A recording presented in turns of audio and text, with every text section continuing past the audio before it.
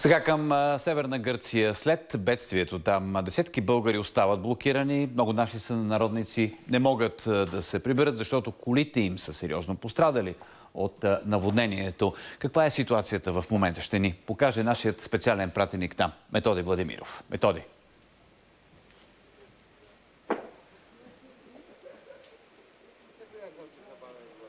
Доста бързо работят гърците. Всичко това се прави с цел страната бързо да се изправи и да възстанови нормалния ритъм на живот. Повечето основни пътища вече са възстановени. В момента виждате и реконструкцията на основния мост, който водеше до един от големите курорти в страната. Мост, който беше съборен от приливната вълна след стихията, която сполетя Гърция. До тук обаче с добрите новини, защото оказва се стотици българи са блокирани по различните курорти на страната, защото техните автомобили са били наводнени от природната буря, а в момента те не могат да оправят документите си, за да се възползват от застраховките, да вземат пари и да приберат колите си обратно в България, а и те самите да се приберат. Подробностите обобщаваме сега. Циклонът Медуза принуди стотици българи на полуостров Халкидики да потърсят неволята. Колата как е? Колата е там, разслабена е цялата. Вътре двигател е с буклуците, както и това гледат. Право не знам дали ще запали. Сега изчакваме, нали, да изсъхне, не смеем да я запалим. Реално погледнато тук се вижда на един от основните блокове. Всичко е разглобено. Вътре има още няколко подобни. Колата е наистина с доста сериозна електроника и нейното възстановяване е много малко вероятно. След гръцката стихия обаче повечето коли не запалиха. Това е положението. Всичко е потънало в кал. А вариантите са няколко. Спирение на моторът, филтри. Това ще запали? Не.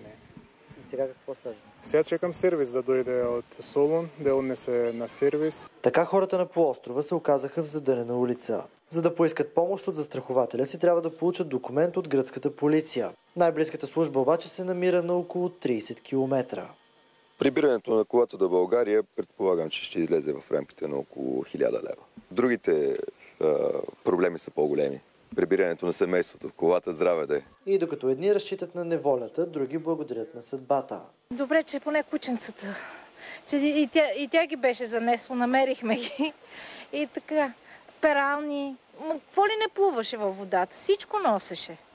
Описването на щетите продължава и днес.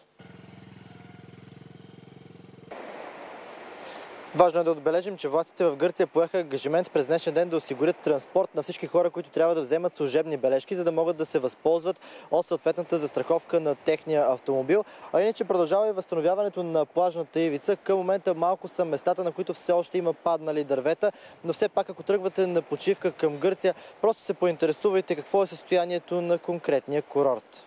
Информацията за застраховките е особено важна.